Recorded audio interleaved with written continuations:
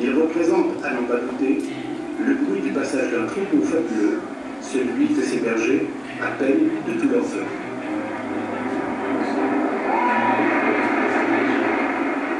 À plusieurs reprises, les diablos, à l'intérieur même de leur église, font des ovations à la Vierge et à Saint-Blaise.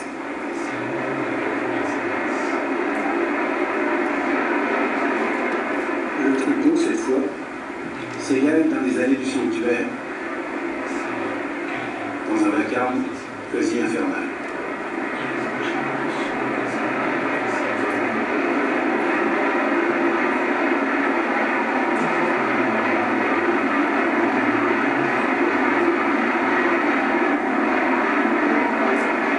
Si aujourd'hui, pratiquement tous les diablos vont à visage découvert, autrefois, des masques hideux leur couvraient la face.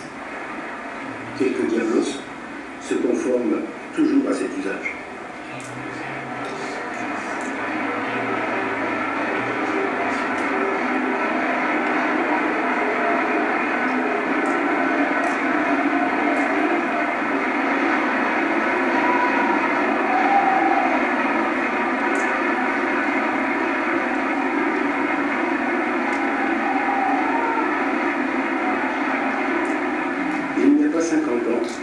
Les diablos brandissaient tous, non pas la simple marotte que nous voyons ici, mais une marotte représentant le diable.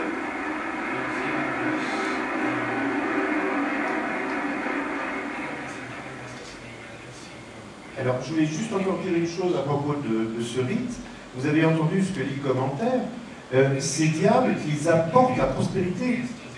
C'est très ambigu parce que, en fait, d'abord, ils sont dans une église. Ils n'ont rien à faire dans une église, en principe. Mais ensuite, leur fonction n'est pas du tout d'être des menaces pour les gens ou pour la Vierge, mais au contraire, ils apportent des bienfaits et ils font même des invocations à la Vierge. Et pour le diable, c'est quand même quelque chose d'assez spécial.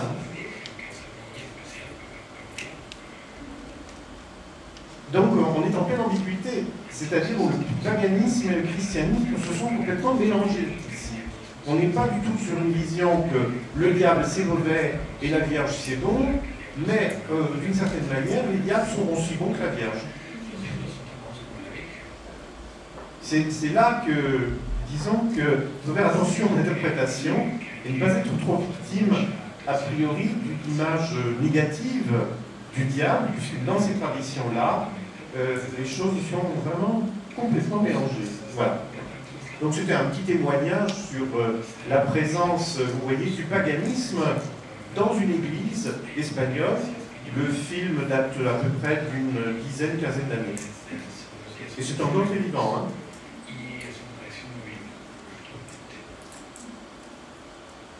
Voilà, donc je pense que le film... Il y aura un film plus long demain. Mais là, comme aujourd'hui la présentation était plus générale, donc je vous laisse maintenant éventuellement poser des questions. Si on n'avait pas assez de temps, gardez-les pour demain et on évoquera demain les questions. Mais vous voulez que hoy Bien sûr, quelques questions, bien sûr. Entonces, si quieren plantear una o dos preguntas y los que no alcancen, las guardamos y mañana podemos continuar. ¿De acuerdo? ¿Quién quisiera plantear alguna pregunta, por favor?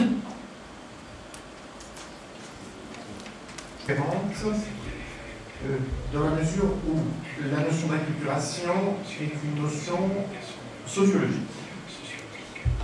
C'est-à-dire qu'elle peut s'appliquer à plusieurs domaines de la société. Pas seulement, je dirais, des croyances ou des idées,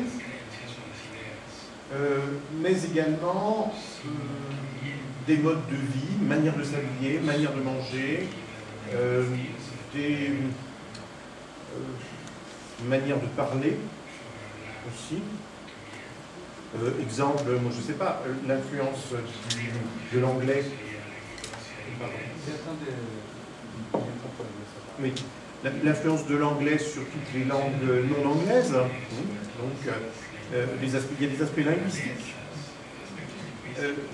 Donc, acculturation renvoie à tous les aspects de la culture.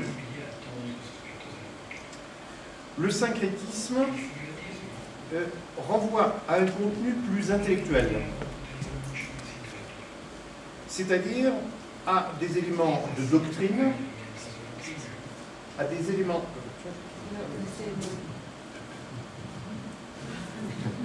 Non, je crois que ça ne marche pas, mais bon, ça fait rien. Donc, le syncrétisme renvoie à des éléments de doctrine, oui, qui reposent sur une hétérogénéité de laquelle on va tirer une unité idéologique. Voilà, en gros. Donc, pour résumer, acculturation est une notion de sociologie, syncrétisme est une notion plus philosophique, intellectuelle, idéologique. Voilà. C'est ça la précision que je peux apporter.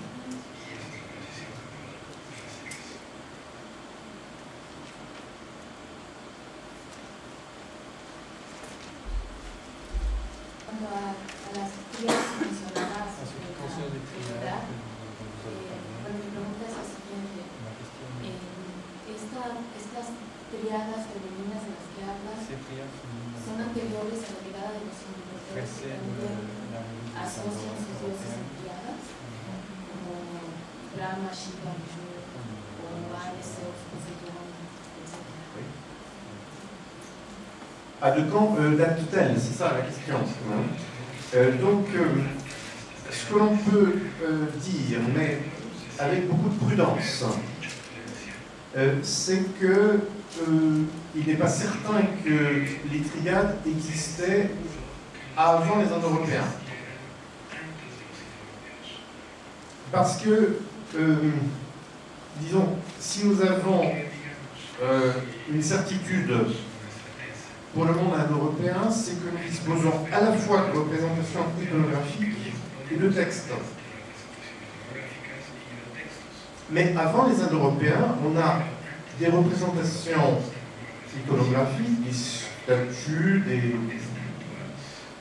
des sculptures, mais pas de texte. Et donc, il est difficile, dans ces conditions, de prouver l'existence de ces triades dans ce monde, on va dire, préhistorique. L'interprétation des archéologues, je pense surtout à Madame Desbroutas, va plutôt dans le sens de triade indo-européenne, mais pas tellement historique. Enfin, d'après ce que j'ai pu lire de ses travaux. Alors, dans le monde indo-européen, par contre, la triade est une sorte de réflexe presque naturel, puisqu'on la retrouve dans le panthéon des divinités, aussi bien dans le monde, plutôt dans le monde romain d'ailleurs, que dans le monde grec, mais bon, on en trouve aussi, je crois, dans le monde grec. Et